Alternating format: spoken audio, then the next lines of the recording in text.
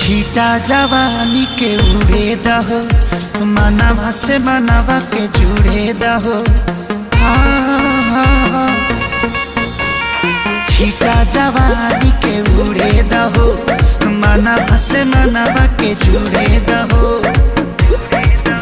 आज सुते दरिया तान के तान के तान के टूट जाए राजा जी